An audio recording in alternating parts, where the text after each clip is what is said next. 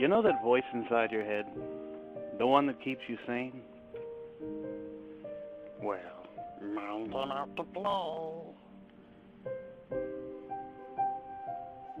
It was on a day that is, in fact, exactly like today.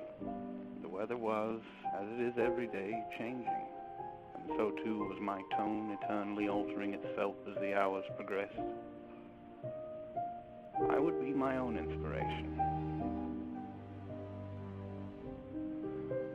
It began with another dreadful writing assignment, a torture brought on by my decision to better my life by gaining a college degree. I sat for hours staring at the instructions, my mind pouncing through the history of media I've experienced. Time crawled as I accomplished nothing, wondering if ever I would find that piece of media in my life that inspired me. That singular piece of media that inspired me to do anything. A thought occurred to me as I pondered the meaning of media. Is this voice in my head, the one that inspires me every day to laugh at reality, the true piece of media that inspires me? I mean this voice, the one that speaks even when all is silent, keeps me. But does it count as media? Then I thought, why didn't Superman ever get a job as a construction worker? I mean, he could fly and weld beams with his eyes, yet he chooses to be a reporter. A voice not unlike a dwarf echoed through the halls of my mind, shattering the cluttered noise of 1,000 others. Hey, let's get back on topic, shall we? He made an excellent point. So, as I instructed myself to, I returned to my previous endeavor, explaining with elaborate detail how the voices in my head inspired me, and I found that my thoughts flowed like waves from my fingertips into words on the screen. My eyes would glance up now and then from the movements of my fingers, only to find the screen still incomplete. Spell check warnings came in droves from the fumbled movements of scarred hands.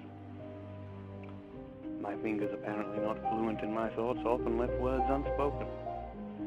But the voices would remind me of what we had planned and how some phrases needed turning to avoid angering the visitors. Still other voices in the background would argue that this task was increasingly difficult with links. Again, a voice resounded above the others, and all agreed, that should be good enough as long as we can make a point, lad. And so a wave of calm came over me. The voices had helped me make my point already. The most powerful piece of media in anyone's life is their own thoughts. From the voice that calms you when you're anxious, to the voice that helps you decide which pair of socks to wear. No singular piece of media has ever inspired me to make life-altering decisions. As most people do, I weigh the facts within my own mind. What inspired me to enter the field of web design? That's easy. Nothing.